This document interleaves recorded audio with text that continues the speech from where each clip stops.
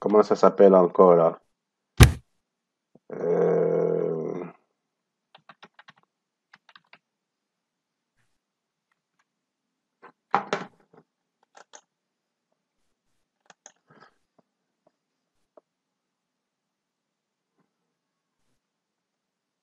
donc, si on essaie de voir à peu près l'actualité de la semaine, ok, Mhm. c'est ça le discours d'Emmanuel Macron là. Donc, Emmanuel Macron demande donc la création d'un métaverse européen, ok. Ouais. Il vient d'élever le voix sur un programme politique. Le candidat, bref, je ne vais pas revenir là-dessus. C'est vraiment ce que j'ai expliqué là. Vous pouvez juste aller lire là-dessus si vous voulez, si vous voulez avoir plus d'informations. Donc, en fait, pour résumer ici, avec le projet donc Métaverse européen, le candidat président semble vouloir défendre la souveraineté du vieux continent.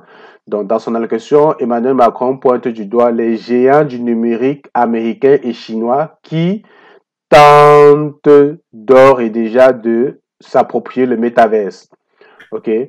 Donc, vous avez les géants. Donc, parmi les acteurs les plus impliqués dans l'essor du métaverse, on trouve en effet plusieurs géants numériques des États-Unis. Donc, on a déjà Meta qui est Facebook, on a Microsoft, on a Apple. Donc, toujours les mêmes. Vous voyez? Donc, toujours Mm. les mêmes.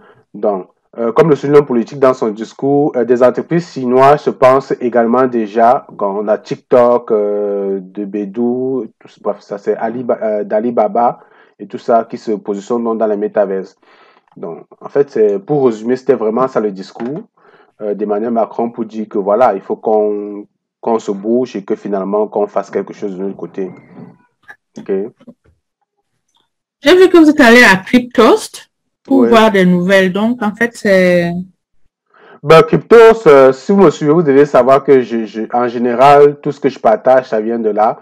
Pour moi, c'est vraiment une plateforme qui me donne le résumé de l'actualité. Ils sont vraiment très à jour sur tout ce qui se passe dans l'univers des crypto-monnaies. Donc, Euh, rapidement, je reçois comme ça des notifications puis des informations de CryptoAs. Ça me permet vraiment d'être à jour. Ben, euh, c'est pas la seule plateforme sur laquelle je suis connecté, donc je suis pas mal d'autres réseaux. Mais lui, rapidement, vu que c'est en français aussi, c'est plus facile.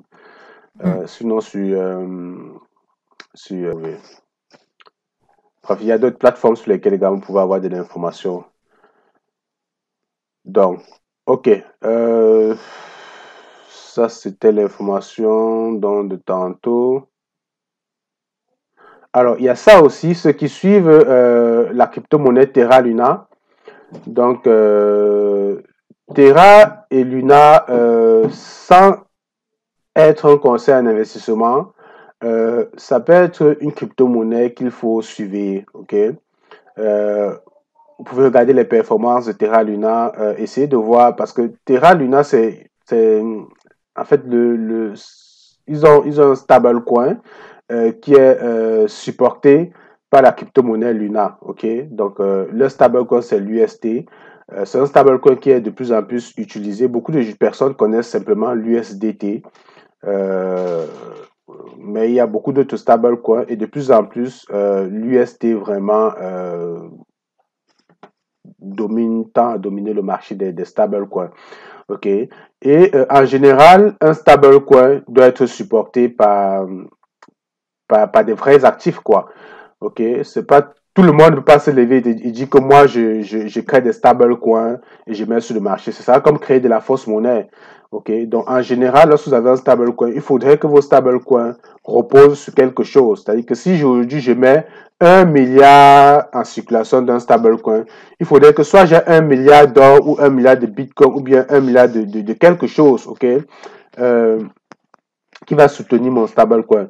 Donc, UST, c'est ce qu'on appelle des stablecoins vraiment décentralisés. Ok, c'est vraiment, ça répond vraiment au standard des crypto-monnaies. On veut que les crypto-monnaies soient des choses décentralisées, contrairement à d'autres stablecoins qui sont détenus vraiment bref, pas des industries centralisées. Et l'UST est soutenu donc par la crypto-monnaie Luna. OK?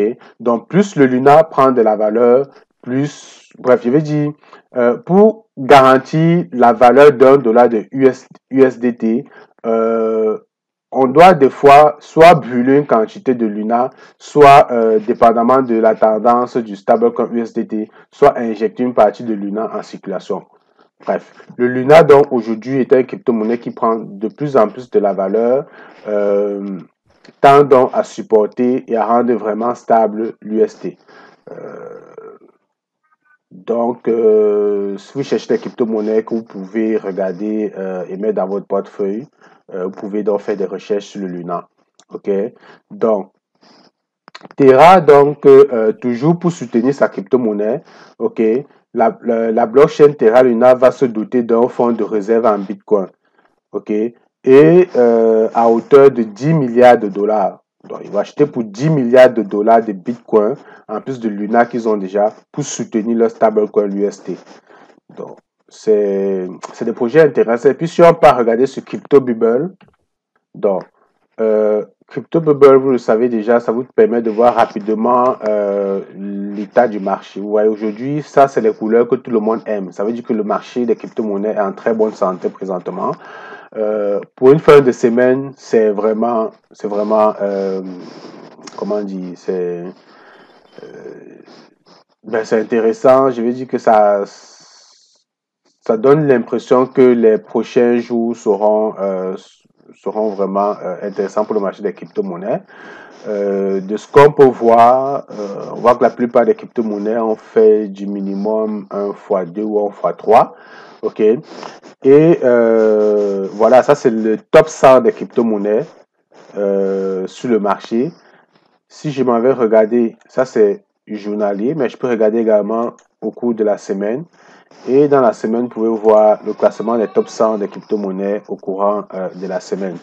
Alors, lorsqu'on regarde comme ça ne veut pas dire qu'il faut aller acheter ces crypto-monnaies. Donc, le moment où il fallait acheter, c'est vraiment quand tout était au rouge, OK? Quand tout était au rouge, après avoir analysé certains projets, c'est à ce moment-là qu'on achète, quand vraiment le marché se comporte mal. Donc, j'ai déjà fait une vidéo sur ma chaîne, pour ceux qui étaient présents ici, où j'ai parlé de, comment dire, l'écosystème des crypto-monnaies, comment tout ça fonctionne, quand acheter, quand vendre les crypto-monnaies, ok. Donc, c'était la psychologie du marché, ok. Savoir que les projets de crypto-monnaies, bien les marchés de crypto-monnaies ont des phases, ok, c'est des projets cycliques, et qu'il y a des phases d'accumulation ou des phases d'achat, et généralement c'est dans ces phases-là que tout le monde doit acheter, ce qu'on appelait la phase de disbelief, qui est la phase où personne ne croit au projet, tout le monde se dit vraiment, les crypto-monnaies, je pense que ça ne vaut pas la peine, il faut sortir du marché, tout est rouge, pendant que la plupart des personnes pensent comme ça. Vous, si vous êtes vraiment investisseur, si vous connaissez le marché, si vous avez compris un certain nombre de choses, vous devez savoir que c'est à ce moment-là qu'on achète. Donc, ceux qui ont donc acheté, qui achètent des crypto-monnaies depuis pratiquement 2 mois, 3 mois, parce que si on retourne ici, ça c'est la semaine, mais si je retourne sur le mois, vous allez voir que sur le mois, si on retourne dans 1 mois, 2 mois, la plupart des crypto-monnaies étaient en moins 32, moins 29, moins 22, moins 36, ok? Vous voyez, la plupart des crypto-monnaies étaient en chute libre. Pendant ce temps, vous voyez le Luna, dont je viens de vous parler, quand tout était en rouge ici, le Luna faisait quand même 63%. Ok? Vous avez des crypto-monnaies comme le Ruin et tout ça, donc ça veut dire que c'est des crypto-monnaies quand même solides. Et comme j'ai dit, le Luna, c'est une crypto-monnaie qui vous pouvez continuer à le suivre. Alors, le discours que je donne ici maintenant, comme je dis, c'est pas un conseil en investissement. Faites vos recherches et ça ne veut pas dire que tout de suite il faut aller acheter le Luna. Parce que actuellement, tout est en forte croissance. Peut-être attendre une correction pour essayer d'entrer sur certains projets, ceux qui ne sont pas encore entrés, ou simplement entrer parce que si effectivement on s'en va dans ce qu'on appelle vraiment une phase de croissance, ok, la plupart des crypto-monnaies vont simplement continuer à faire des gains, ok, à faire des gains ou dans les prochains jours. Donc, vous pouvez donc toujours continuer d'acheter des crypto-monnaies. Pour ceux qui n'ont pas encore acheté, pour ceux qui n'ont pas encore pris de position sur certains projets, ça peut être toujours le moment d'acheter, mais toujours en DCA. Dans le DCA, je l'ai toujours expliqué, toujours acheter les projets par palier. Parce que si vous achetez la crypto-monnaie aujourd'hui et que demain, ça fait moins 20%, ce sera une occasion d'acheter encore moins 20%. OK? Par contre, si vous avez décidé de mettre 100 dollars sur la crypto-monnaie et que tout vous mettez tous vos 100 dollars sur la crypto-monnaie, demain, si ça fait moins 60% ou bien moins 20% pour respecter l'exemple de tantôt, vous n'aurez plus des balles.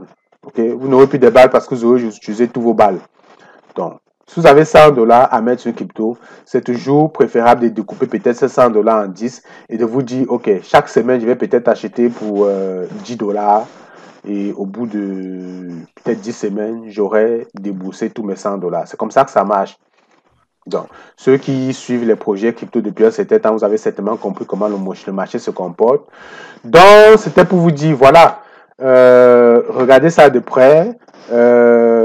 Moi, ma base, c'est la barre des 45 000. J'ai partagé dans le groupe Telegram récemment une analyse technique où j'ai dit le Bitcoin venait de casser vraiment son support oblique et que voilà, c'était un indicateur pour dire que vraiment on s'en va plus haut. OK? Donc, actuellement, ce que j'observe, c'est la barre des 45 000. Si le Bitcoin réussit à dépasser la barre des 45 000, il y a de fortes chances qu'on s'en aille vraiment plus haut. OK? Donc, ça, c'est quelque chose qu'il faudrait surveiller. Est-ce que à 45 000, je vais encore entrer sur le marché? Oui. Si le Bitcoin franchit la barre des 45 000, je pourrais à ce moment-là continuer d'acheter certaines crypto-monnaies parce que si on s'en va vraiment plus haut, en général, quand les crypto-monnaies commencent vraiment leur folie, c'est facile de faire 1x2 ou 1x3, 1x4 sur la plupart des projets. OK? Donc, à ce moment, donc, je peux continuer à injecter de l'argent sur certains projets avec des objectifs, bien sûr. Il faut toujours avoir ces objectifs. Donc, moi, je peux acheter une crypto-monnaie et mon objectif, c'est que si ça fait x2, tout de suite, je vends et je sors ma position. Si ça fait x3, tout de suite, je vends, je sors ma position. Donc, dans des périodes de forte croissance comme ça, ça peut être également des occasions pour aller chercher rapidement quelques gains. OK? Donc, toujours faire attention. Ça n'exclut pas de faire des recherches et de savoir dans quoi est-ce qu'on investit, dans quoi est-ce qu'on met son argent. Donc, pour expliquer ce que je vous ai dit tout à l'heure, je vais aller regarder la courbe du Bitcoin. Et actuellement, on a un Bitcoin autour de 41 000, presque 42 000 dollars déjà. OK.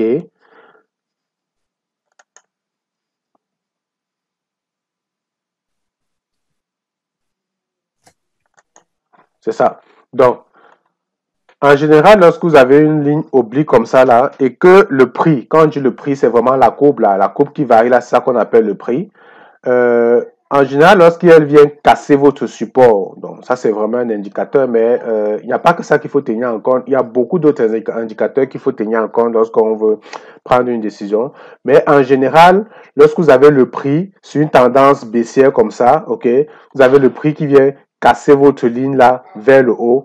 C'est des indicateurs pour dire qu'on s'en va plus haut, ok, qu'on s'en va plus haut, ok. Donc, fait que le 18, c'était quand? C'était hier, c'est ça. Hier, vu que le Bitcoin a cassé ce support-là, c'était justement un indicateur pour dire que voilà, on s'en va beaucoup plus haut.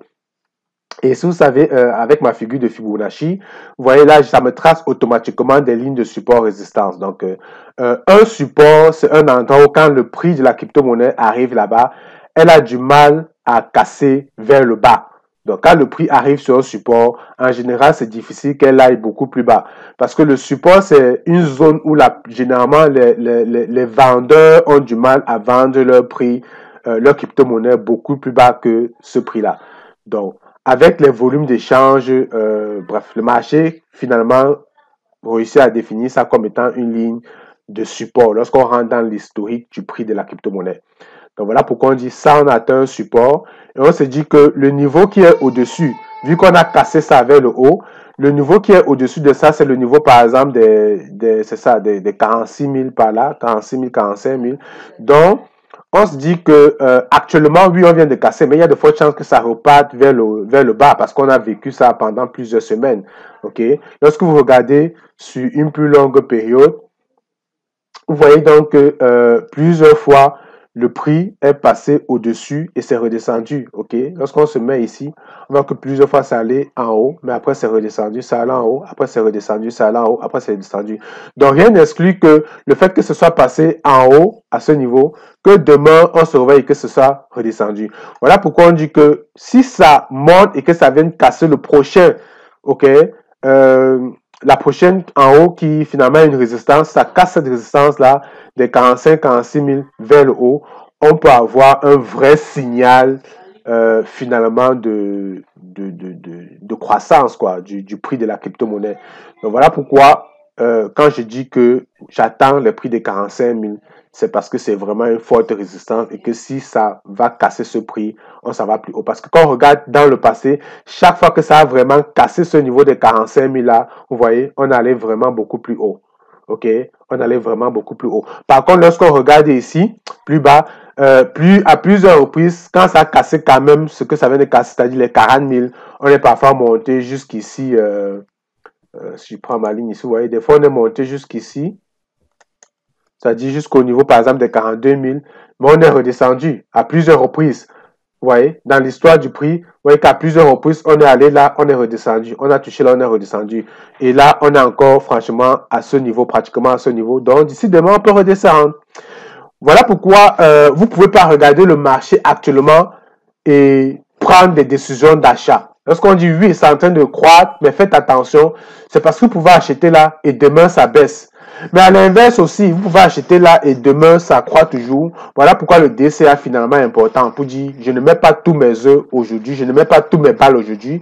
J'espère que demain, si ça descend, j'ai encore quelques réserves, j'ai encore quelques cartouches, je vais racheter. Mais si ça continue d'augmenter, je continue simplement de renforcer ma position, ok, avec certains objectifs en me disant bon. Voilà, si ça monte plus haut, bah, dès que ça prend mon investissement, par exemple, si j'ai mis 100 $, dès que je vois que mon portefeuille sur cette crypto-monnaie est passé à 200 $, donc j'ai fait un x2, je peux décider de vendre ma mise initiale et finalement de m'exposer seulement sur le marché avec mon bénéfice. Bref, c'est comme ça que ça marche. J'espère que vous avez compris ce que je voulais dire lorsque je vous faisais comprendre que là, ça ne veut pas forcément dire qu'il faut acheter tout de suite. Il faut attendre vraiment de vraies confirmations. Mais c'est un bon indicateur. Lorsqu'on regarde le RSI ici, le RSI également nous indique que voilà, on s'en va vraiment haut. Donc ça, c'est un autre indicateur qui témoigne vraiment de ce qu'on s'en va. On s'en va vraiment, vraiment haut. Ok, donc quand on regarde tout ça, donc, il suffit maintenant, vous savez, le marché des actions comme des crypto-monnaies, ça dépend aussi beaucoup de l'actualité politique, de l'actualité économique. Donc, il suffit que demain matin, Elon Musk dise que voilà, le Bitcoin, c'est n'importe quoi, n'investissez pas là-dessus pour que ça crache. Alors, vous savez, voilà pourquoi il faut toujours faire attention. Mais présentement, tous les indicateurs sont pour de fortes croissances. OK? Donc, tout ça, c'était pour vous dire simplement que le Luna, c'est un bon projet. Et voilà où est-ce que, jusqu'où on est allé dans nos commentaires. Donc, voilà, on peut faire le tour de l'actualité. Il y a eu beaucoup d'annonces au courant de la semaine. Il y a le Mina. Ceux qui sont dans mon groupe privé, je vous ai parlé du Mina et je vous ai dit que je devais vous dire pourquoi moi c'est un projet que je regarde de plus en plus de près. Ok. Déjà il y a cette levée de fonds. Ok. Mais tout à l'heure, dans ce qu'on va voir, vous allez comprendre aussi d'autres choses. Pourquoi le Mina, c'est un projet aussi que je regarde. Mais si on regarde aussi au courant de la semaine, la crypto-monnaie aussi a beaucoup performé. Donc, même si je l'ai dans mon viseur, je ne veux pas l'acheter tout de suite. Je préfère attendre une correction. Même si des fois, ça marche des saltos. J'ai des projets intéressants sur lesquels j'ai dit, je vais entrer, j'attends une correction. Mais la correction n'est jamais arrivée. mais elle va pas m'avoir cette fois-ci. Parce que des fois, ce qui arrive, c'est que je fais ce qu'on appelle le FOMO. Le FOMO, c'est la peur de manquer une opportunité, la peur de manquer quelque chose. C'est quelque chose qu'il ne faut pas faire, ok? C'est un sentiment qu'il ne faudrait jamais avoir dans les crypto-monnaies. Parce qu'en général, elles finissent toujours par corriger. OK? J'ai des projets que j'ai regardé la crypto-monnaie à 2 dollars. Par exemple, le Sandbox. Le Sandbox, c'est une crypto-monnaie que j'avais dans ce qu'on appelle ma white list pour dire je vais acheter. Donc, c'était le Decentraland et le Sandbox. J'ai regardé ça quand c'était à 1 dollar. J'ai dit non, parce qu'à 1 dollar, ça avait déjà beaucoup performé. J'ai dit non, je vais attendre que ça corrige avant d'entrer. Mais vous n'allez pas me croire, finalement, j'ai acheté mon Sandbox à 5 dollars. Et dès que j'achète mon Sandbox à 5 dollars, j'achète quelques jetons. Quelques semaines après, le Sandbox corrige et descend vers le 1,78 dollars. Vous voyez, finalement, j'avais dit je vais attendre que ça corrige. J'ai acheté haut et après mon achat, ça a corrigé. Donc, ce que je vais donc faire avec le Mina, et cette fois-ci, je vais vraiment attendre que ça corrige. Même si, avec les montées, c'est toujours possible d'aller faire au moins un x2 ou un x3 avant les corrections. Donc, c'est un risque à prendre, chacun prend ses risques. Mais allez faire vos propres recherches, regardez ce projet, il peut être intéressant. Ceci n'est pas un conseil en investissement. Vous devez être à l'aise et faire vos propres recherches sur ce que vous investissez. Bon, la charte a du mal à charger. Mais c'est ça, c'était juste pour vous dire que la crypto-monnaie a pris beaucoup de valeur déjà. Si on regarde ici, on va voir que le prix le plus haut, ok, 6 mois,